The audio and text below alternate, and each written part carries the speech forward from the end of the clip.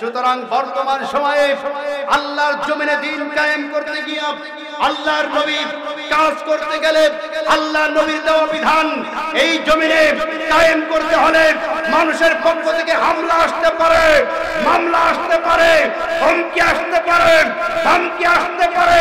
যারা লুটতরাজ, যারা চোর, যারা বাটপার, এরা এই জমিনে দিন কায়েমের আন্দোলনে বাধা হতে পারে।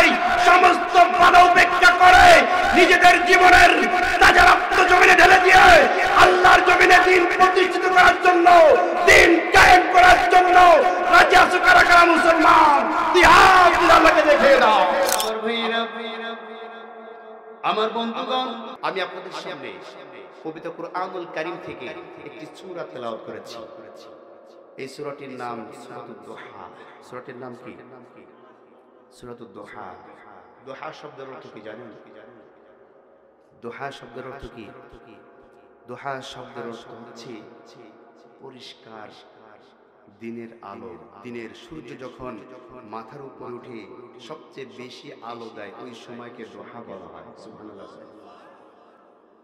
আমার ভাইয়েরা, আমার বন্ধুগণ, আল্লাহ পাক রব্বুল আলামিন সূরা দুহা নিয়ে নাযিল করলেন। আল্লাহ নবীকে ডাক দেয়া বলছেন, নবী ওয়াদ-দুহা ওয়াল-লাইলি ইযা সাজা মা ওয়াদ্দা'আকা রাব্বুকা ওয়া মা ক্বালা ওয়ালাল আখিরাতু খায়রুল লাকা মিনাল উলা।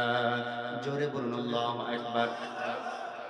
নবী তুমি শোনো, ওয়াদ-দুহা, কসম সেই দুপুর বেলায় যখন রোদ ঝলমল করে, এই পরিষ্কার দিনের কসম আমি আল্লাহ পাক রব্বুল আলামিন করলাম। ওয়াল-লাইলি ইযা সাজা, কসম সেই রাতের, যেই রাতের গভীরতা অনেক তীব্র হয়ে যায়, সেই রাতের কসম আমি আল্লাহ করছি। তাহলে আল্লাহ পাক রব্বুল আলামিন কসম করেছেন, রাতের কসম, দিনের কসম। ঠিক কি নজরে বলেন? বিভিন্ন জায়গায় দেখবেন আল্লাহ পাক রব্বুল আলামিন কসম করে সূর্যের কসম, চন্দ্রের কসম করেন কি করেন না? এভাবে তিনি কসম করেন। আমার ভাইরা, এই কসমগুলো আল্লাহ পাক রব্বুল আল্লাহ যখন কসম করবেন, আল্লাহর নিজের সৃষ্টি যে কসম করবেন। আর আমরা মানুষরা যখন কসম করব, তখনই একমাত্র আল্লাহ ছাড়া অন্য কারো নামে আমরা কসম করতে পারবো না। আমরা অনেক সময় কসম কাটি, মার কসম, বাবার কসম, সন্তানের কসম। এমন কসম কাটে কি কাটে না? কাটে না? কাটে না? এমন কসম কাটা যাবে। কসম যদি কাটতে হয়, কেবলমাত্র কার নামে কাটতে হবে? আল্লাহর নামে। এবং যে ব্যক্তি আল্লাহর নামে কসম করবে, এই কসমটাকে অবশ্যই অবশ্যই পূরণ করতে হবে। শুধু শুধু কসম করা যাবে না। আমাদের সমাজে কসম করার অভ্যাসটা অনেকের বেশি। কিছু হইলেই সত্য হোক আর মিথ্যা হোক, নিজের কথাটা ওখানে প্রতিষ্ঠিত করার জন্য খালি কসম করে। ঠিক কিনা জানেন? এমন কসম কাটা যাবে না। অনেক ব্যবসায়ীরা খালি কসম, আল্লাহর কসম হুজুর এটা 500 টাকা দিয়ে কেনা, 10 টাকা লাভ। বলে কি বলে না? আচ্ছা, তার কাছে কি কেউ জিজ্ঞেস করেছে কয় টাকা দিয়ে কেনা? এই কসমটা কাটলো কেন? যদি ওটা মিথ্যা হয়, তাহলে তো আল্লাহর নামে মিথ্যা কসম কাটা হয়ে যায়। ঠিক কি না?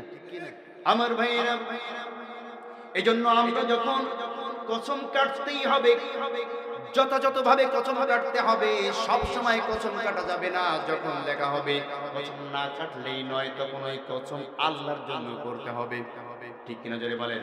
আল্লাহ পাক রব্বুল আলামিন কসম করে বলছেন, ও নবী, তারা যে তোমাকে বলছে যে আমি আল্লাহ তোমাকে ভুলে গিয়েছি, আমি আল্লাহ তোমার কাছে ওহী পাঠাবো না। না না মুহাম্মদ, মা ওয়াদ্দাআকা রাব্বুকা ওয়া মা ক্বালা, তোমার রব তোমাকে ভুলে যায় নাই, তোমার রব তোমাকে ছেড়ে দেয় নাই, তোমার রব তোমাকে ভুলে যায় নাই গো নবী।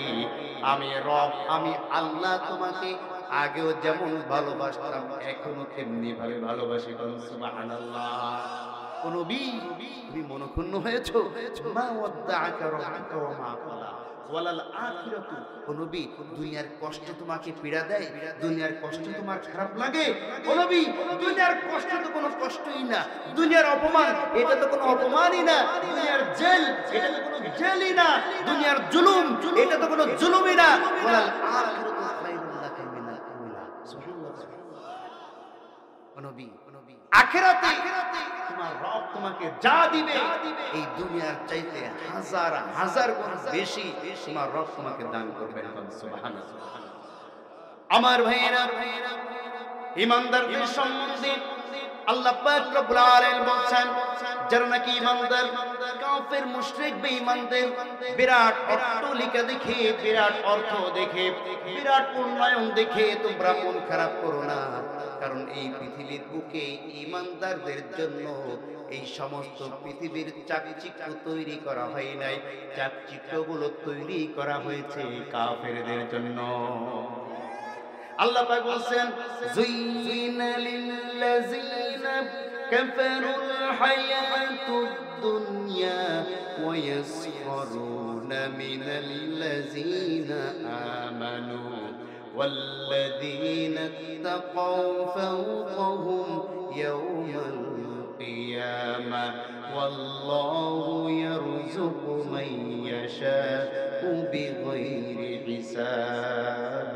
জোরে বলুন আল্লাহু আকবার।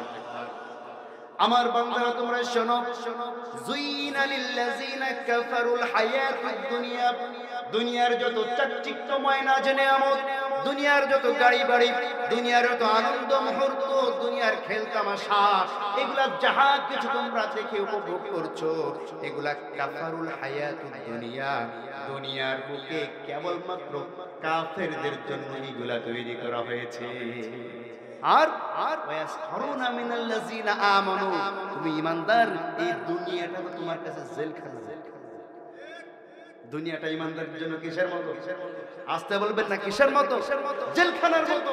জেলখানায় থাকতে কি মানুষ শান্তি পায়? শান্তি পায়? জেলখানায় থাকতে যেমন শান্তি লাগে না, এই দুনিয়াটাও ঈমানদারদের জন্য শান্তির জায়গা নয়। ঠিক কিনা জোরে বলেন? এই দুনিয়াটা ঈমানদারদের জন্য কেন শান্তির জায়গা নয়? আল্লাহর নবী সাল্লাল্লাহু আলাইহি ওয়াসাল্লাম বলেন, আল্লাহর নবী আদমকে, আদি পিতা আদমকে যখন আল্লাহ পাক সৃষ্টি করবেন, সৃষ্টি করার জন্য আল্লাহর নবী আদমের এই মাটির খামিরাটা আল্লাহ পাক রব্বুল আলামিন যখন তৈরি করেছিলেন, খুব ভালো করে বুঝবেন, ৩৯টা বছর দুঃখ এবং দুঃখ এবং কষ্টের নদীর পানি দিয়ে ভিজিয়ে রেখেছিলেন। সুবহানাল্লাহ। কত বছর? ৩৯ বছর দুঃখ এবং কষ্টের নদীর পানি দিয়া আদম আলাইহিস সালামের যে খামিরাটা তৈরি করে রেখে দিয়েছিলেন, আর ১ বছর সুখের নদীর পানি দিয়া ভিজিয়ে রেখেছিলেন। সুবহানাল্লাহ বললেন না? এই কারণে আদম সন্তান, বিশেষ করে নবীদের ওয়ারিস যারা ঈমানদার, যারা এই পৃথিবীর বুকে, তারা বেশিরভাগ সময় আনন্দে থাকবে না, অধিকাংশ সময় তারা কষ্টের মধ্যে থাকবে। আমার ভাইরা, আমরা অনেক সময় মনে করি যে মানুষ, আমি নিজেকে দেখি যখন, আর একজনকে দেখে মনে করি আমার চেয়ে অনেক সুখী আছে। ঠিক কিনা? অনেক গাড়ি বাড়ির মালিক, অনেক অট্টালিকার মালিক, অনেক অর্থের মালিক, কিন্তু আপনি যখন তার সাথে বসবেন, তার মনের জ্বালাটা যখন শুনবেন, তার মনের কষ্টের কথা যখন আপনি শুনতে পাবেন, শোনার পরে আপনার কাছে মনে হবে ওনার চেয়ে আমি অনেক ভালো আছি। প্রত্যেকটা মানুষের জীবনে এই দুনিয়ার অশান্তি লেগে আছে। প্রত্যেকটা মানুষ কোনো না কোনো ভাবে এই দুনিয়ার মধ্যে অশান্তিতে থাকবে। আরো যদি ঈমানদার হয়, এই দুনিয়ার অশান্তি তার লেগেই থাকবে, কারণ ঈমানদারদের জন্য দুনিয়াটা জেলখানা। আর জান্নাত হচ্ছে ঈমানদারদের সুখময় স্থান। সুবহানাল্লাহ পড়েন। আমার ভাইরা, এজন্য আল্লাহর নবীকে আল্লাহ বলেন, ওয়ালাল আখিরাতু খায়রুল লাকা মিনাল উলা। ও নবী, দুনিয়ার এই কষ্টকে তুমি কষ্ট মনে করবে না, তোমার জন্য আখিরাতে উত্তম স্থান, উত্তম প্রতিদান আমি আল্লাহ রেখে দিয়েছি। আর কেমন প্রতিদান তুমি শোনো নবী, আমি তোমাকে এমন প্রতিদান দান করব ওয়ালাসাউফা ইউতিকা রাব্বুকা ফাতারদা, আমি তোমাকে এমন সন্তুষ্ট করব, এমন খুশি করব যে তুমি নবী এত খুশি হয়ে যাবে, তোমার খুশির কোনো সীমানা থাকবে না। সুবহানাল্লাহ। তাফসীরের মধ্যে লেখা হয় আল্লাহ নবীকে কেমনে খুশি করা হবে। আল্লাহ নবী সাল্লাল্লাহু আলাইহি ওয়াসাল্লাম সর্ব অবস্থায় উম্মতের জন্য পেরেশানি করতেন। সর্ব অবস্থায় নিজেই যখন আল্লাহর কাছে কিছু চাইতেন, আগে বলতেন রব্বি হাবলি ইয়া উম্মতি ইয়া উম্মতি ইয়া উম্মতি। সর্ব অবস্থায় তিনি উম্মতের জন্য কাঁদতেন। আল্লাহ পাক রব্বুল আলামিন আল্লাহ নবীকে জানিয়ে দিলেন, ও নবী তুমি শোনো, কঠিন কিয়ামতের ময়দানে আমি তোমার হাতে হাউজে কাউসারের পেয়ালা দান করব। সুবহানাল্লাহ পড়েন। আমি তোমাকে হাউজে কাউসারের মালিক বানিয়ে দিব, তুমি তোমার উম্মতদেরকে হাউজে কাউসারের পানি পান করাবে।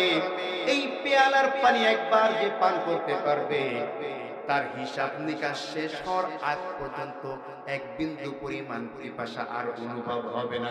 সুবহানাল্লাহ। আমার ভাইরা শুধু তাই নাই, ও নবী তোমাকে তো আমি হাউজে কাউসার দিবই দিব, পাশাপাশি কিয়ামতের ময়দানে আমি তোমাকে অনুমতি দিয়ে দিব তোমার গুনাহগার জাহান্নামী উম্মতদেরকে তুমি নবী পছন্দ মতো সুপারিশ করে জাহান্নাম থেকে বাহির করে তুমি তাদেরকে জান্নাতে দিতে পারবে। সুবহানাল্লাহ। ও নবী আমি তোমাকে এত দিব যে তুমি খুশি হয়ে যাবে। সুবহানাল্লাহ। সুতরাং ও নবী তুমি শোনো, তোমাকে আমি কিছু কাজ দিচ্ছি, কিছু দায়িত্ব দিচ্ছি। আলাম ইয়াজিদকা ইয়াতীমান ফাআওয়া ওয়া ওয়াজাদাকা দাল্লান ফাহাদা ওয়া ওয়াজাদাকা আইলান ফাআগনা। জোরে বলুন আল্লাহু আকবার। নবী তুমি শোনো, আলাম ইয়াজিদকা ইয়াতীমান ফাআওয়া, তোমার কি বিশ্বাস হয় না? তুমি কি মনে করো না যে আমি আল্লাহ তোমাকে এর চাইতে উত্তম জিনিস দান করব? এর উপমা তো দুনিয়াতেই আমি তোমাকে দিয়ে দিয়েছি। আমি কি তোমাকে এতিম হিসাবে পেয়েছিলাম না? সুবহানাল্লাহ পড়েন। আমাদের নবী এতিম ছিলেন কি ছিলেন না? কেমন এতিম ছিলেন? এমন এতিম যে জন্মের 6 মাস পূর্বে পিতাকে হারালেন এবং জন্মের 2 বছর পরে মাতাকে হারালেন। ঠিক কি না? আমার ভাইয়েরা, যেই দাদার কোলে লালিত পালিত হচ্ছিল, মাত্র 6 বছর বয়সে সেই দাদাকেও হারিয়ে ফেললেন। আমার ভাইয়েরা খুব ভালো করে বুঝতে হবে, এমন এতিম আল্লাহর নবী ছিলেন। নবীজি তো ছিলেন এতিমদের সর্দার। কোন এতিম যাতে বলতে না পারে যে নবীজি আমাদের জন্য কি রোল মডেল, আমাদের জন্য কি আদর্শ। আল্লাহর নবীকে আল্লাহ এমন এতিম বানিয়ে দিলেন, সমস্ত এতিমদের সর্দার হিসাবে আল্লাহ কবুল করে নিলেন। সুবহানাল্লাহ। আমার ভাইয়েরা, এই আয়াতের সাথে একটা হাদিসের সামঞ্জস্যতা আসে তাফসীরের মধ্যে। সেটি হচ্ছে একদিন ঈদের দিন, ঈদের নামাজের সময় আল্লাহ নবী সাল্লাল্লাহু আলাইহি ওয়াসাল্লামের হুজরা এবং মসজিদের নববী এর মাঝখানে একজন এতিম বালক, এতিম শিশু বসে কান্নাকাটি করছে, হাহাজারি করছে। কত মানুষ গেল ঈদের দিন, কোন মানুষের চোখের সামনে এতিমের এই চোখের জলটি ভাসলো না। নবীজি যখন তার সামনে দিয়ে যাচ্ছিলেন, শিশু বাচ্চাটির কান্না দেখে আল্লাহর নবী সামনে আর পা বাড়াইতে পারলেন না। তিনি হাঁটু গেড়ে দিয়া ওই এতিম বালকের পাশে বসলেন। বসার পরে বলছেন, ও ছোট্ট বালক, তুমি কেন কান্নাকাটি করো? তোমার মনের কষ্টটা আমাকে বলো। এবার সেই বালকটি বলছে, তোমাকে বলবো না, আমি যাকে বলবো তাকে যদি পাই তাহলে তার কাছে মনের কষ্টটা বলবো, কারণ আমার কষ্ট আমার মতো মানুষ ছাড়া আর কেউ বুঝতে পারবে না। সুবহানাল্লাহ। নবীজি বললেন, কি কষ্ট তুমি বলো? বলছে, না আমি তোমাকে বলবো না, আমি আব্দুল্লাহর বেটা মুহাম্মদ এতিম নবীকে পেলে আমি তার কাছে বলবো, কারণ একজন এতিমের কষ্ট তো এতিম ছাড়া আর কেউ বুঝবে না। সুবহানাল্লাহ পড়েন। আল্লাহর নবী দু চোখের পানি ছেড়ে দিয়ে শিশুটিকে নিজের উরুর উপর বসিয়ে বলছেন, ও বালক তুমি শোনো, তুমি যে আব্দুল্লাহর বেটা মুহাম্মদকে খুঁজতেছো, আমি তো আর কেউ নয়, আমি তো সেই আব্দুল্লাহর বেটা মুহাম্মদ বলছি। সুবহানাল্লাহ। তোমার কষ্টের কথা আমাকে একটু বলো। এবার আল্লাহর নবীকে সেই শিশু বাচ্চাটি বলছে, ইয়া রাসূলুল্লাহ, ও আব্দুল্লাহর বেটা মুহাম্মদ তুমি শোনো, আমার আম্মা যান একজন বিধবা মহিলা ছিলেন, আপনার সাহাবা ছিলেন। আমার পিতা আপনার সাথে যুদ্ধ করতে গিয়া আমার পিতা শহীদ হয়ে গিয়েছে। আমার মা আর এক জায়গায় বিবাহ করার পরে সেই লোকটির সাথে, যার সাথে বিবাহ হয়েছে, সেই লোকটি আমাকে সহ্য করতে পারে। সহ্য করতে না করার কারণে আমার মা আমাকে গোপনে গোপনে আমাকে খাইয়ে দেয়, আমাকে আদর করে। এটাও সে পছন্দ করে না। কখনো যদি দেখে ফেলে যে আমার মা আমাকে আদর করছে, মায়ের সাথে খারাপ আচরণ করে আমাকে ধমক দেয়। আমার মা একদিন আমাকে ডাক দিয়ে বলছে, আমার বাবা, তোমার এই মনের কষ্ট এই পৃথিবীর আর কেউ যদি না বোঝে, এতিমদের সর্দার, এতিমদের নবী তুমি আব্দুল্লাহর বেটা মুহাম্মাদের কাছে গিয়া তোমার মনের কষ্ট বলতে পারো। তার কাছে যদি তুমি কষ্টের কথা বলো, হয়তোবা তোমার কষ্ট কিছু আসান হবে, কিছু দূর হয়ে যাবে। এই কারণে আমি আমার মায়ের কথা শ্রবণ করে আমি তোমাকে খোঁজার জন্য এখানে বসে আছি। নবী দু চোখের পানি ছেড়ে দিয়া এবার বলছো, বালক, আজ থেকে মুহাম্মদ যদি তোমার পিতা হয়ে যায় আর আম্মা জান আয়েশা যদি তোমার মা হয়ে যায়, তাহলে কি তোমার মনের কষ্ট দূর হবে নাকি?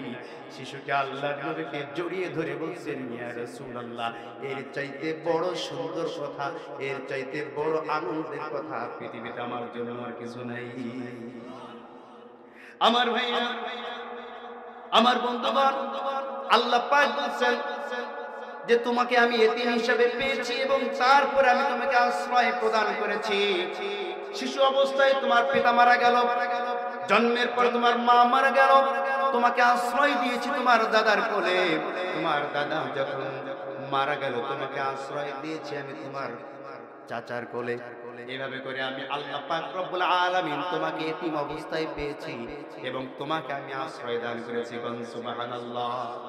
ওয়াজাদাকা দাল্লান ফাহাদা। ও নবী, তুমি তো সঠিক পথের দিশা আমি না দিলে পেতে না। সুবহানাল্লাহ বলেন। আল্লাহ পাক সূরাতুশ শুআরার শেষের দিকে বলছেন, ওয়া কাযালিকা আওহাইনা ইলাইকা রূহাম মিন আমরিনা মা কুনতা তাদরি মাল কিতাব ওয়ালাল ঈমান ওয়ালাকিন জাআলনা। জোরে বলুন আল্লাহু আকবার। ওয়া কাযালিকা আওহাইনা ইলাইকা রূহাম মিন আমরিনা, আমার পক্ষ থেকে আমি ওহীর মাধ্যমে এবং সম্মানিত ফেরেশতার মাধ্যমে আমি আল্লাহ পাক রব্বুল আলামিন তোমাকে হেদায়েতের পথ দেখিয়েছি গো নবী। ইতিপূর্বে তুমি শুধু হেদায়েতের পথ তালাশ করতে, আমি আল্লাহ তোমাকে হেদায়েতের পথ দেখিয়েছি। সুবহানাল্লাহ। অন্ধকারের পথ থেকে, অন্ধকারের যুগ থেকে, জাহিলিয়াতের যুগ থেকে আমি আল্লাহ তোমাকে আলোর পথে নিয়ে এসেছি। সুবহানাল্লাহ। ওয়াজাদাকা আইলান ফাআগনা। ও নবী, তুমি ছিলে সম্পদহীন, তোমার অর্থ সম্পদ ছিল না। আমি আল্লাহ পাক রব্বুল আলামিন তোমাকে সম্পদশালী করেছি। সুবহানাল্লাহ পড়েন। সম্পদশালী করেছেন কে? আমার ভাইরা কেমনে সম্পদশালী করলেন? আল্লাহ নবী সাল্লাল্লাহু আলাইহি ওয়াসাল্লাম 11 বছর বয়সে তার চাচার সঙ্গে সিরিয়ার উদ্দেশ্যে গেলেন। বাণিজ্যের উদ্দেশ্যে যখন সিরিয়ায় যাচ্ছিলেন, বাহিরা পাদ্রীর কথা আপনারা সকলে জানেন। এই বাহিরা পাদ্রী অনেকদিন যাবত অপেক্ষারত থাকতো যে এই রাস্তা দিয়ে অমুক সময় আল্লাহর শেষ নবী রাস্তা দিয়ে আসবে এবং আমি তাকে মেহমানদারি করার সৌভাগ্য লাভ করব। এই অবস্থায় তিনি তাকিয়ে দেখলেন যে আরব থেকে একটি কাফেলা আসছে এবং সেই কাফেলার সঙ্গে এক খণ্ড মেঘ ছায়া দিতে দিতে আসছে। সুবহানাল্লাহ। আমার ভাইয়েরা, তিনি তখন দূর থেকে দেখে বুঝতে পারলেন তাওরাতের মধ্যে লেখা ছিল যে আল্লাহর নবী যখন রাস্তা দিয়ে হাঁটবে তখন তার উপরে মেঘে ছায়া প্রদান করবে। আমার ভাইয়েরা, শিশুকাল থেকে আল্লাহ নবী কষ্ট করেছেন। চাচার সাথে তিনি বাণিজ্য গিয়েছেন অর্থ উপার্জনের জন্য। মানুষের বাড়িতে তিনি চাকর খেটেছেন, ছাগলের রাখাল খেটেছেন, দিন মজুরির কাজ করেছেন। বাহিরা পাদ্রী দেখলো একটি কাফেলার সঙ্গে সঙ্গে সঙ্গে মেঘের খণ্ডগুলো উড়ে যায়। এবার তিনি ওই কাফেলাকে খবর দেয়া বললেন, আজকে দুপুর বেলায় তোমাদের দাওয়াত। সকলে বলছে, ওই সময় তার চাচা আবু তালিব বলছে, বুঝলাম না, এত বছর বছর যাবত আমরা মক্কা থেকে সিরিয়ার উদ্দেশ্যে বাণিজ্য করতে যাই, কখনো তো তুমি আমাদেরকে দাওয়াত করলে না, আজকে কেন দাওয়াত করলে? বিষয়টা কি বোঝার আছে নাকি?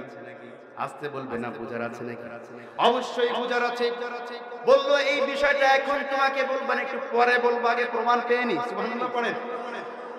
আমার ভাইরা, খাওয়া দাওয়ার আয়োজন করা হলো, দুপুর বেলায় সকলেই খেতে আসলো, কিন্তু বাহিরা তাকিয়ে দেখলো যে মেঘের খণ্ডটি দূরে দাঁড়িয়ে আছে, এদের সাথে মেঘের খণ্ড আসছে না। এবার আবু তালিবকে বলছে, আবু তালিব তোমাদের কাফেলায় কেউ কি বাকি আছে নাকি? বলছে না কেউ বাকি নেই। না না, আমার তো মনে হচ্ছে কেউ বাকি আছে। তোমাদের মাল সামানা কোথায়? বলছে ওইখানে। তাকিয়ে দেখে মাল সামানার উপরে সে মেঘের খণ্ড। সুবহানাল্লাহ পড়েন। মাল সামানার ওখানে কেউ আছে না? কেউ আছে। আছে কে? আমার ছোট একটা ভাতিজা। কে আছে? আমার ছোট একটা ভাতিজা সেখানে আছে। এবার ওই বাহিরা বলছি, আমি যে কার জন্য খাবারের আয়োজন করেছি, বরের জন্য খাবারের আয়োজন করেছি, খালি বর যাত্রী আসে, বর আসে না। ঠিক কিনা জোরে বলেন। আমার ভাইরা, বিয়ে বাড়িতে যে খাবারের আয়োজনটা করা হয়, বর বাদে খেতে গেলে কি খেতে দেবে নাকি? আসতে বলবেন না, খেতে দেবে? আমার ভাইরা বলছে যার জন্য আয়োজন করলাম তাকেই তো পাচ্ছি না, ডাক দাও তোমার ওই ভাতিজাকে। সুবহানাল্লাহ পড়েন।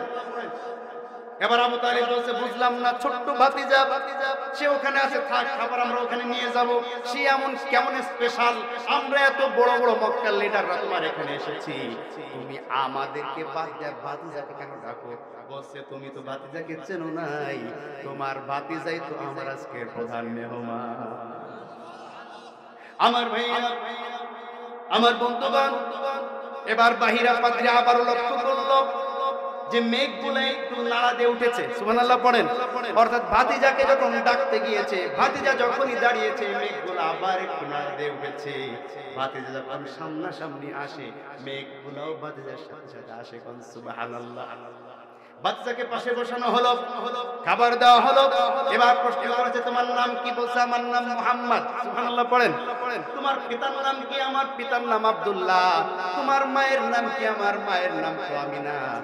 এবার বলছে ভাতিজা তুমি যদি কিছু মনে না করো, তাহলে আমি তোমার পিছনে একটু পিঠটা দেখতে চাই। সুবহানাল্লাহ পড়েন। আবু তালিব বলছে ব্যাপারটা কি? তুমি ভাতিজার সাথে এমন আচরণ করছো কেন? তো আমার সন্তান। বলছে না, তোমার সন্তান হতে পারে না, ওর সন্তান, ওর পিতা জীবিত থাকতে পারে না। সুবহানাল্লাহ পড়েন।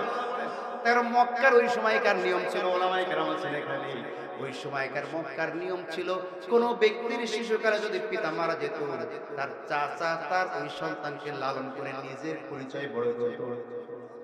কথা কি বুঝতে পেরেছেন? আমার ভাইয়েরা, আল্লাহর নবীর দাদা আব্দুল মুত্তালিব, তিনিও তার চাচার বাড়িতে লালিত পালিত হয়ে আব্দুল মুত্তালিব, যে নামটা, এই নামটা তার চাচার সঙ্গে মিলানো, এটা অনেক বড় গল্প, এটা এখন বলা যাবে না। যাই হোক, যে কথা বলছিলাম, বলছে আমি একটু তোমার পিঠের উপরে একটু দেখতে চাই। সুবহানাল্লাহ বলে। তা ঠিক আছে, দেখো। বাহিরা পাদ্রী পিঠটা উঁচু করে দেখলো, নবুয়তের সিলমোহরের কথা তাওরাতে যেমনি ভাবে লেখা আছে, ঠিক হুবহু সেইভাবে আল্লাহর নবীর পিঠে নবুয়তের সিলমোহর মারা আছে। সুবহানাল্লাহ। সাথে সাথে পাদ্রী ডাক দিল, তোমার ভাতিজাকে এই মুহূর্তে এখনই মক্কায় পাঠিয়ে দাও। তা যদি না হয়, এই রাস্তা দিয়ে, এই পথ দিয়ে শেষ নবী আসবে, এটা এখনকার ইহুদিরা সকলে জানে, সকলে উৎপেতে বসে আছে। তোমার ভাতিজাকে যদি চিনতে পারে, অবশ্যই তারা তোমার ভাতিজাকে হত্যা করবে। তাড়াতাড়ি তোমার ভাতিজাকে নিয়ে যাও। আল্লাহ নবীকে ফেরত পাঠানো হলো, আল্লাহ নবীর কাফেলায় যাওয়া হলো না, পয়সা রোজগার করা হলো না। এখনো আল্লাহ নবী পয়সাহীন। ঠিক না বলে? আমার ভাইয়েরা, বাড়িতে গিয়ে তিনি ছাগলের রাখাল হয়ে গেলেন, ছাগল রাখা শুরু করলেন। 15 বছর বয়স যখন হলো, তখন খাদিজার ব্যবসা বাণিজ্য দেখাশোনা করার জন্য একজন সুদক্ষ পুরুষ মানুষের দরকার ছিল। 15 বছর বয়সে আল্লাহর নবী খাদিজার ব্যবসা বাণিজ্যের ম্যানেজারের দায়িত্ব নিলেন। সুবহানাল্লাহ। আমার ভাইরা, আল্লাহর নবীর কথা যত শুনবেন, এমন কোন স্থান নাই, এমন কোন সেক্টর নাই, এমন কোন চরিত্র নাই যেই চরিত্রের মধ্যে, যেই সেক্টরের মধ্যে আল্লাহর নবীর আদর্শ নাই। সব জায়গায় আছে। আপনি আল্লাহ নবীকে শিশুদের আদর্শ খুঁজবেন, শিশুদের জন্য আল্লাহ নবী আদর্শ, ঠিক কিনা যারা বলেন। কিশোরদের জন্য আদর্শ খুঁজবেন, আল্লাহ নবী কিশোরদের জন্য আদর্শ। রাখালদের জন্য আদর্শ খুঁজবেন, আল্লাহ নবী রাখালদের জন্য আদর্শ। ব্যবসায়ীদের জন্য আল্লাহ নবীর আদর্শ খুঁজবেন, আল্লাহ নবী ব্যবসায়ীদের জন্য আদর্শ। যুবকদের জন্য আল্লাহ নবীর আদর্শ খুঁজবেন, আল্লাহ নবী যুবকদের জন্য আদর্শ। স্বামী হিসাবে আল্লাহ নবীর আদর্শ খুঁজবেন, স্বামী হিসাবে আল্লাহ নবীর আদর্শ আছে না নাই? পিতা হিসেবে আল্লাহ নবীকে আদর্শ খুঁজবেন, পিতা হিসেবে আল্লাহ নবীর উত্তম আদর্শ, ঠিক কিনা জোরে বলেন। আমার ভাইরা, মুরব্বী নানা হিসাবে আল্লাহ নবীর আদর্শ খুঁজবেন, নানা হিসাবেও আল্লাহ নবী আদর্শ। মসজিদের খতিবদের মধ্যে আল্লাহ নবীর আদর্শ খুঁজবেন, খতিব হিসাবেও আল্লাহ নবীর আদর্শ। বক্তাদের মধ্যে আল্লাহ নবীর আদর্শ খুঁজবেন, বক্তা হিসাবেও আল্লাহ নবীর আদর্শ। যুদ্ধের সেনাপতি হিসাবে আল্লাহ নবীকে আপনি আদর্শ খুঁজবেন, আল্লাহ নবী সেনাপতিদের জন্য আদর্শ। রাষ্ট্রনায়ক হিসাবে আল্লাহ নবীর মধ্যে আদর্শ তালাশ করবেন, রাষ্ট্রনায়ক হিসাবেও আল্লাহ নবীর উত্তম আদর্শ। সুবহানাল্লাহ।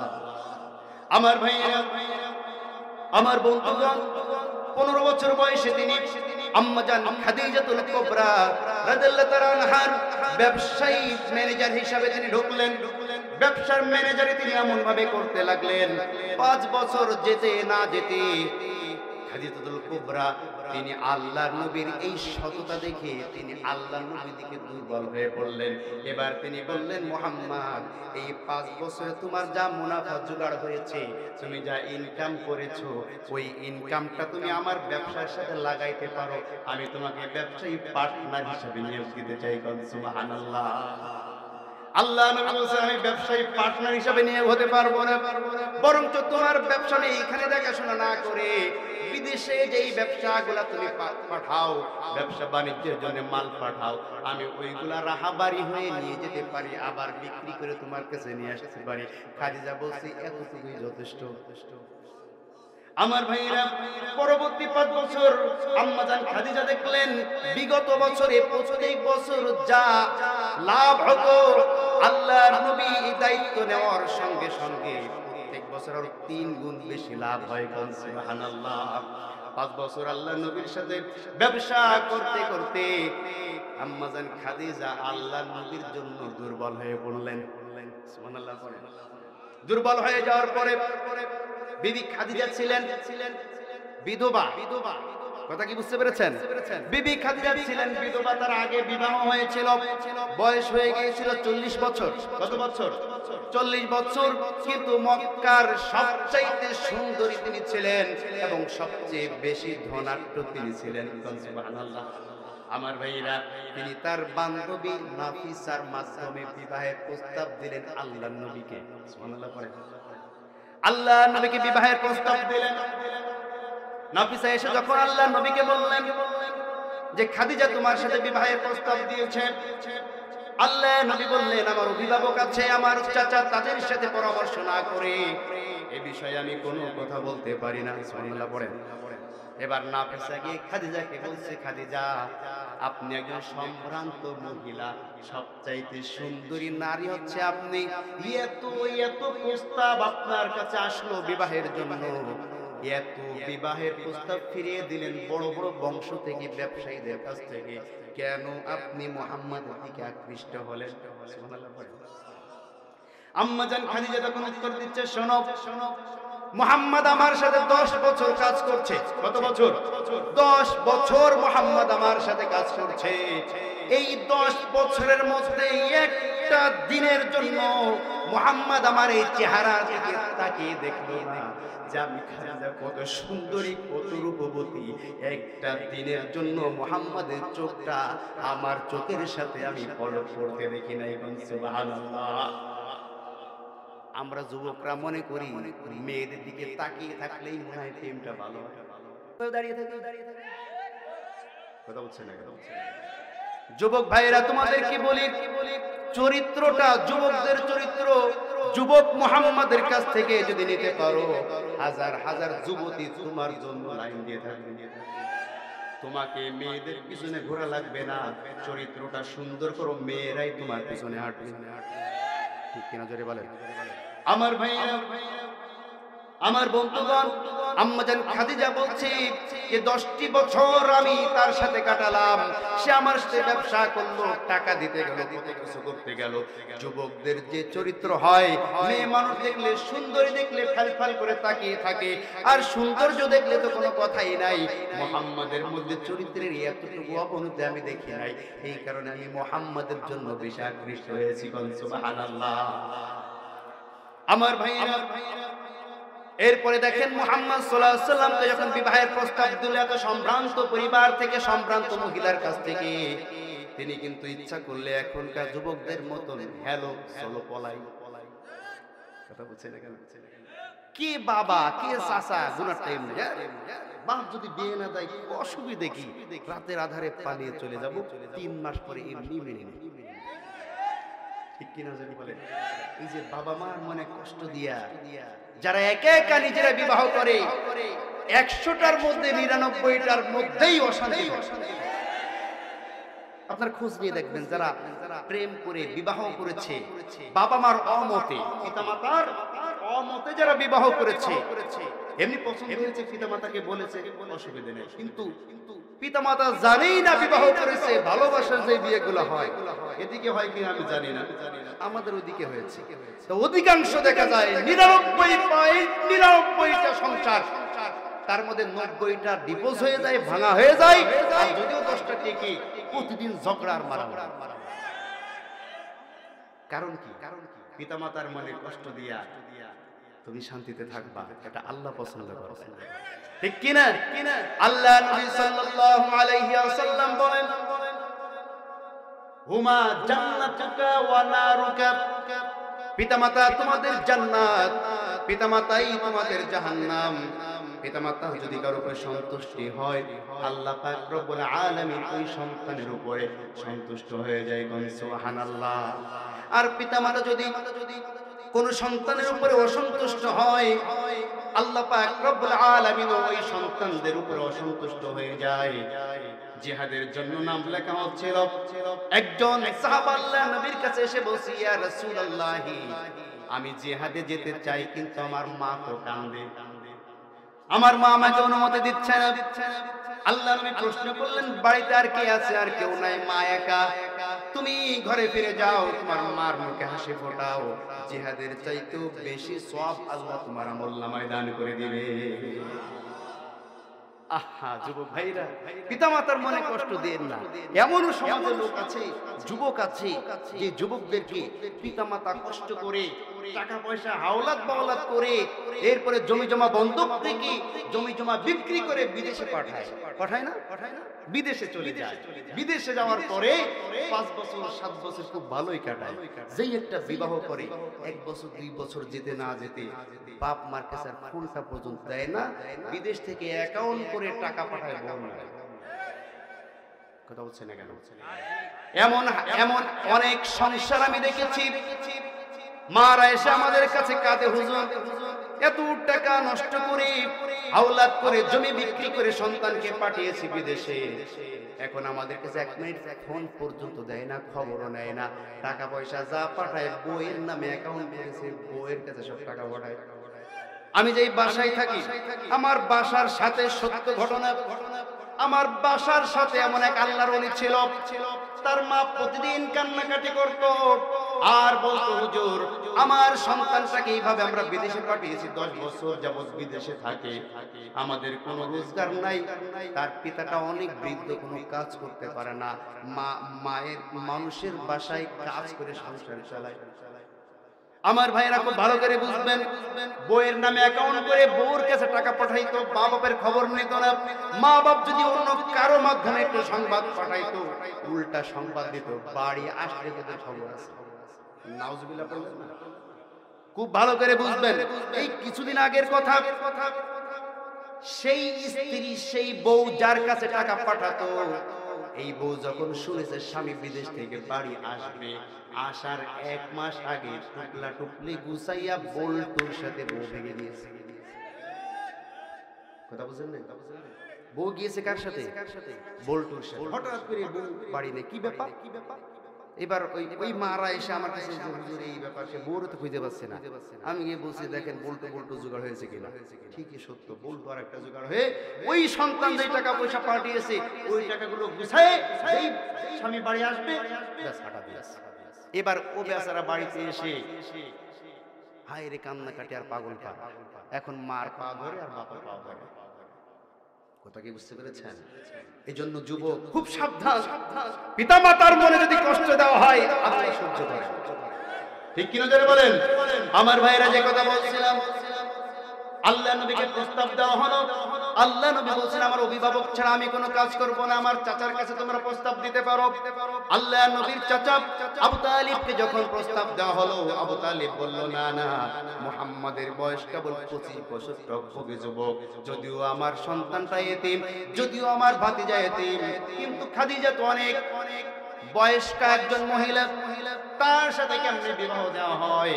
এবার আল্লাহ নবীর চাচি আবু তালিবের স্ত্রী, তিনি আল্লাহর নবীর চাচাকে বুঝালেন শোনো, মুহাম্মদ তো এতিম, তার অর্থ সম্পত্তি নাই, কিন্তু খাদিজার অনেক অর্থ সম্পত্তি আছে, তোমার ভাতিজার অর্থ সম্পদ দরকার, সুতরাং যদি তুমি খাদিজার সাথে তার বিবাহ দিতে পারো অবশ্যই অর্থের জন্য তার কোনো কষ্ট হবে না।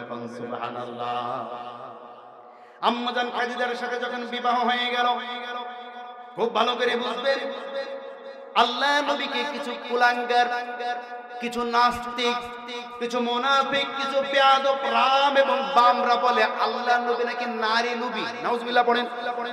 নারী নবী যদি আল্লাহ নবী হতো, সর্বপ্রথম যে বিবাহটা করেছেন একজন বয়স্কা মহিলাকে, তিনি কখনো বিবাহ করতেন না। ঠিক কিনা জোরে বলে। আমার ভাইয়া, আমার বন্ধুগণ, আল্লাহ নবীর সাথে বিবাহ যখন হয়ে গেল, আম্মাজান খাদিজাতুল কুবরা আল্লাহ নবীকে ডাক দেয়া বলছেন, মুহাম্মদ, আমার যত সম্পদ আছে, যত ব্যবসায়ী মাল আছে, যত উট আছে আর যত ঘোড়া আছে, যত স্থাবর সম্পত্তি আছে, এই সমস্ত সম্পত্তি আমি নির্দ্বিধায় একবারেই তোমার জন্য অক্ষ করে দিলাম। সুবহানাল্লাহ। তুমি যাকে দাও, যেভাবে খরচ করো না কেন, যেইভাবে মানুষকে দান করো না কেন, যেইখানে কাজে লাগাও না কেন, তোমার ইচ্ছা মতন তুমি কাজে লাগাও, আমি কখনো কোনোদিন তোমাকে প্রশ্ন করব না এই টাকা বা এই সম্পদ তুমি কি কাজে লাগিয়েছো। সুবহানাল্লাহ। আমার ভাইরা, স্বামীকে আপনি যত মর্যাদা দিতে পারবেন, মা বোনেরা একটু কান খাড়া করে শোনেন, আপনার নিজের স্বামীকে আপনি যত বেশি মর্যাদা দিতে পারবেন, ওই সমাজে আপনার মর্যাদা তত বেড়ে যাবে। ঠিক কিনা? আর আপনার স্বামীকে আপনি যত খাটো করবেন, সমাজের বুকে আপনার সম্মান তত নিচু হয়ে যাবে। আমাদের সমাজের মা বোনেরা এই জিনিসটা বোঝে না। কয়েক মহিলা একত্রিত হওয়ার সঙ্গে সঙ্গে খালি স্বামীর বদনাম আর স্বামীর বদনাম। কথা বলছেন না কেন? আরে আপা, তুই তো জানিস না আমার স্বামী এমন খারাপ আচরণ করে, খাটাসের মতন খাটাস। কথা বলছেন না কেন? আর খালি আমার সাথে ঝগড়া করে। আর একজন যার সাথে বলছে, সেই মহিলা আবার বলে, আরে বাদ দেন, আপনি যে যা সংসার করে সে তারটা জানে, আপনার যত তাও ভালো আছে, আমার যত জাহান্নাম। কথা বলছেন না কেন? এক মহিলা আর এক মহিলার কাছে তার নিজের স্বামীকে যখন খাটো করে, ওই মহিলা যখন এই মহিলার কাছে নিজের স্বামীকে খাটো করে, দুই মহিলা যখন আলাদা হয়ে যায়, এ ওকে বলে অমুকের বোতলে চিনি। কথা বলছেন না কেন? আমার ভাইরা, এজন্য মা বোনেরা যারা আছেন, স্বামীকে যত সম্মান দিতে পারবেন, সমাজে আপনার সম্মান তত বেড়ে যাবে। আর স্বামীকে যত খাটো করবেন, আপনার ইজ্জত সম্মান এই সমাজে তত খাটো হয়ে যাবে। এজন্য মা বোনেরা যারা আছেন, স্বামীকে সর্ব অবস্থায় সম্মান দিবেন। আপনার স্বামী যদি পাগল হয়, অবুঝ হয়, এরপর মানুষের সামনে এটা প্রকাশ করবেন না। বলবেন যে না, আমার স্বামী সে একজন সম্ভ্রান্ত ব্যক্তি, সে একজন খুব ভদ্রলোক, তার বিরুদ্ধে আপনি কখনো কথা বলবেন না। দেখবেন সমাজে মানুষ আপনাকেও সম্মান দিবে। আমার ভাইয়া, আমার বন্ধুগণ, খুব ভালো করে বুঝবেন, আম্মাজান খাদিজার এই অর্থ যখন আল্লাহ নবী পেয়ে গেলেন, আল্লাহ পাক রব্বুল আলামিন বলেন, ওয়া ওয়াজাদাকা আইলান ফাআগনা। জোরে বলুন আল্লাহু আকবার। ও নবী, তুমি ছিলে সম্পদহীন, আমি তোমাকে সম্পদশালী করে দিলাম। সুতরাং ফাআম্মাল ইয়াতীমা ফালা তাকহার ওয়া আম্মাস সাইলা ফালা তানহার ওয়া আম্মা বিনি'মাতি রাব্বিকা ফাহাদ্দিস। জোরে বলুন আল্লাহু আকবার। ও নবী, তুমি যেহেতু এতিম ছিলা, এজন্য এতিমের মর্যাদা তোমাকে দিতে হবে। ফাআম্মাল ইয়াতীমা ফালা তাকহার, তুমি কখনো কোনো এতিমকে গলা ধাক্কা দিবে না, কোনো এতিমের সাথে খারাপ আচরণ করবে না, এতিমের সাথে ভালো আচরণ করবে। আর এতিমদের সাথে যদি খারাপ আচরণ করা হয়, আল্লাহর আরশ পর্যন্ত কেঁপে ওঠে। কথা বলেন ঠিক কিনা? আমাদের সমাজে সবচাইতে অবহেলিত হয় এখন এতিমরা, ঠিক কিনা জোরে বলেন? আমার ভাইরে, এতিমদেরকে অবহেলা করেন না। পথের মধ্যে যদি আপনি একটা এতিম দেখেন, বেশি কিছু করা লাগবে না, মাত্র 2 টাকা দামের এক প্যাকেট বিস্কুট অথবা 1 টাকা দামের একটি চকলেট নিয়া ওই এতিম শিশুটির হাতে আপনি দিবেন, সে আপনার কাছ থেকে তার পিতার স্বাদটা অনুভব করতে পারবে। সে নিজের পিতা যে নাই এটা ভুলে যাবে কিছুক্ষণের জন্য। একটা জান্নাতি হাসি দিয়ে আপনার ওটা বরণ করে নিয়া তার অন্তর থেকে যে দোয়াটা আসবে, এই দোয়াটা আরশে আজিম পর্যন্ত পৌঁছে যাবে। এজন্য এতিমদেরকে দেখলে একটু মায়া করবেন, মহব্বত করবেন, একটু তাদেরকে আদর করবেন, যত্ন করবেন, দেখবেন আপনার নিজের অন্তরের মধ্যে প্রশান্তি চলে এসেছে। আল্লাহ নবী সাল্লাল্লাহু আলাইহি ওয়াসাল্লাম বলেন, যদি তুমি তোমার নিজের দুঃখ ঘুচাইতে চাও, মনের কষ্ট হালকা করতে চাও, পেরেশানি দূর করতে চাও, এতিমদেরকে খেদমত করো, এতিমদের মাথায় হাত বোলাও, এতিমদের মুখে হাসি ফোটাও, আল্লাহ তোমার মুখেও হাসি ফুটিয়ে দিবে। সুবহানাল্লাহ। ওয়া আম্মাস সাইলা ফালা তানহার, ও নবী তুমি শোনো, ওয়া আম্মাস সাইলা, যারা নাকি চাইতে আসে, যারা নাকি ভিক্ষুক, তোমাদের সমাজে যারা চাইতে আসে, ফালা তানহার, তুমি তাদেরকে ধমক দিও না। খুব ভালো করে বুঝবেন, আল্লাহ পাক সাইল যারা, ফকির যারা, দরিদ্র যারা, যারা মানুষের দুয়ারে দুয়ারে চাইতে আসে, তাদের সম্বন্ধে যেই শব্দটি ব্যবহার করেছেন, সেই সম্মানিত শব্দটি পিতা মাতার জন্য ব্যবহার করেছেন। সুবহানাল্লাহ। পিতামাতাকে যেই শব্দ দিয়ে সতর্ক করা হয়েছে, পিতামাতা সম্বন্ধে যেই শব্দটি দিয়ে সতর্ক করা হয়েছে, এতিম মিসকিন যারা, ফকির যারা চাইতে আসে, তাদের বিষয়েও একই শব্দ দিয়ে সতর্ক করা হয়েছে। সুবহানাল্লাহ। এটা যেন তেন বিষয় নয়। আল্লাহ পাক কোরআনে বলেন, ওয়াকাদা রাব্বুকা আল্লা তা'বুদু ইল্লা ইয়্যাহু ওয়া বিল ওয়ালিদাইনি ইহসানা ইম্মা ইয়াবলুগান্না ইনদাকাল কিবারা আহাদুহুমা আও কিলাহুমা ফালা তাকুল লাহুমা ولا تنهرهما ولا تنهرهما ولا تنهرهما وقل لهما قولا كريما। জোরে বলুন আল্লাহু আকবার। আমি আল্লাহ তোমাদেরকে আদেশ করছি, ওসিয়ত করছি, নসিহত করছি, ওয়াজ করছি, আমি আল্লাহর ইবাদতের পরে পিতামাতার জন্য তুমি সহানুভূতি দেখাও, পিতামাতার খেদমত করো, সেবা যত্ন করো নিঃস্বার্থভাবে। আর ইম্মা ইয়াবলুগান্না ইনদাকাল কিবারা আহাদুহুমা আও কিলাহুমা, তারা দুইজন অথবা দুইজনের যে কোনো একজন বৃদ্ধ অবস্থায় উপনীত হওয়ার পরে তোমার সংসারে যদি তারা থাকে, তাহলে ফালা তানহারহুমা, তুমি তাদের সাথে ধমক দিয়ে কথা বলো না। বলি নাউজুবিল্লাহ। ওয়ালা তানহারহুমা, আল্লাহ বলেন ওয়াকুল লাহুমা কাওলান কারীমা, পিতামাতার সাথে কথা যখন বলবে তখন তাদেরকে সম্মান দিয়া উত্তম ভাষায় মার্জিত ভাবে তাদের সাথে কথা বলবে। সুবহানাল্লাহ। আমরা কি কাজ করি না? আমরা পিতামাতার সাথে এমন আচরণ করি, মনে হয় কি যে তারা আমাদের হয়তোবা কর্মচারী। কথা বলছেন না? পিতামাতা একটু বৃদ্ধ হয়ে গিয়েছে, নিজেকে স্টাবলিশ হয়েছে, এবার পিতামাতা কথা বলতে আসলে ধমক দেয়, এই চুপ করো, তুমি কি বুঝো, এখানে কেন কথা বলতে আসছো? কথা বলছেন না? এমন সন্তানও আছে। সাথে সাথে আনতাহবাতা আমালুকুম, আল্লাহ নবী বলেন পিতামাতাকে ধমক দেওয়ার সঙ্গে সঙ্গে তুমি যত বড় পণ্ডিত হও না কেন, যত বড় হাজী হও না কেন, মক্কার ইমামও যদি হও, পিতামাতাকে ধমক দিয়েছো, আনতাহবাতা আমালুকুম, 50 বছরের সমস্ত আমল একবারে ধ্বংস বলে নাউজুবিল্লাহ।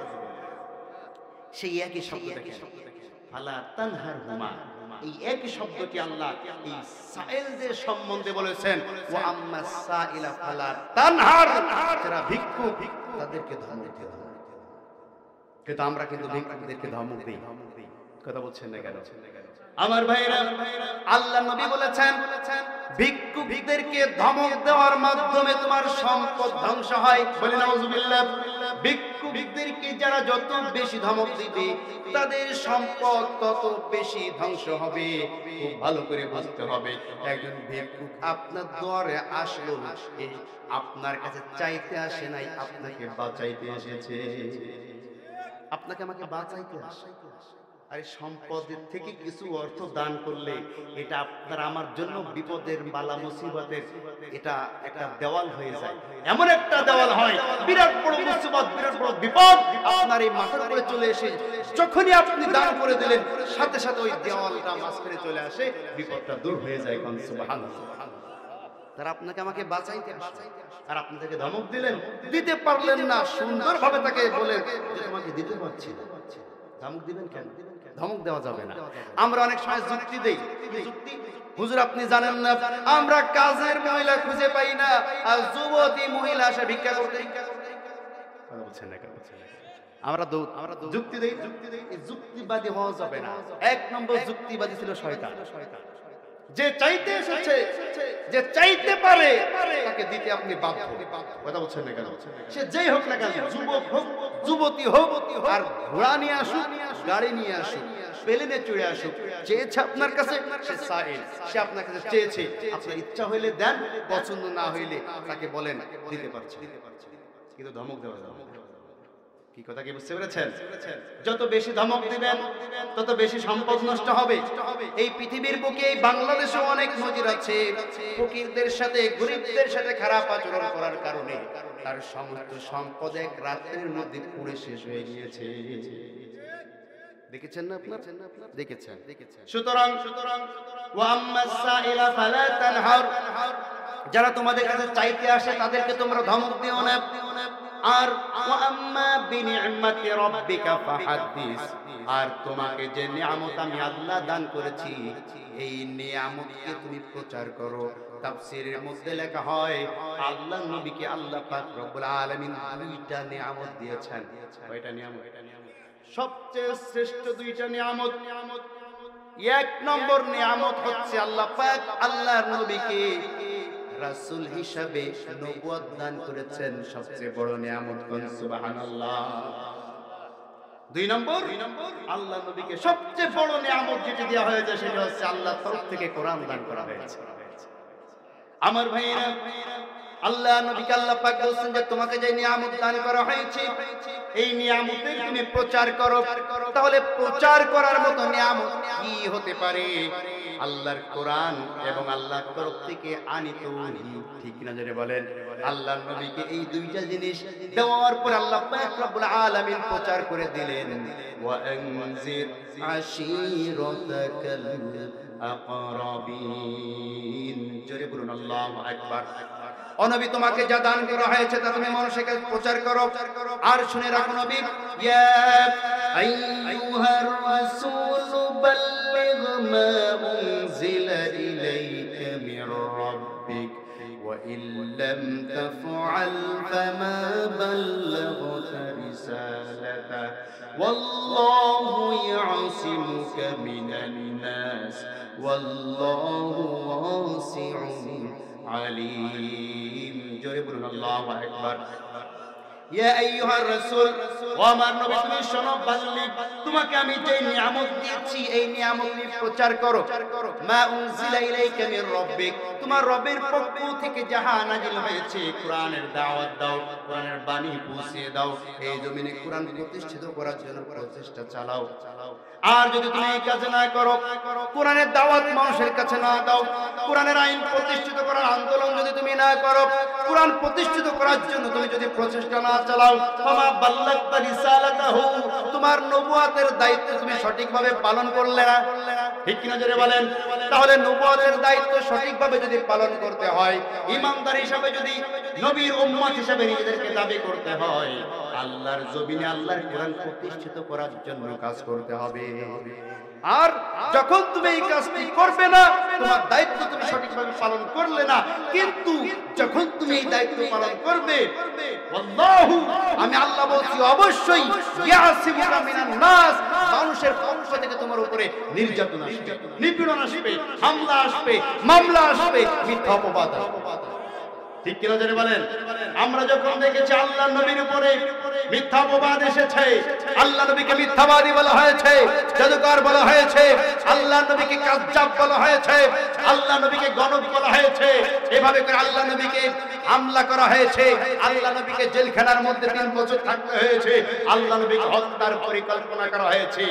আমরা যারা এখন আল্লাহর জমিনে দ্বীন কায়েমের কথা বলি, আমাদের উপরও যখন নিজেদের পক্ষ থেকে মানুষের মধ্য থেকে আমাদের বিরুদ্ধে অভিযোগ আসে, আমাদের বিরুদ্ধে মিথ্যা মামলা হয়, হামলা হয়, তখন আমরা বুঝতে পারি আমরা নবীর পক্ষে আছি, নবীওয়ালা কাজ আমাদের দ্বারা সংগঠিত হচ্ছে। কথা বলেন ঠিক কিনা?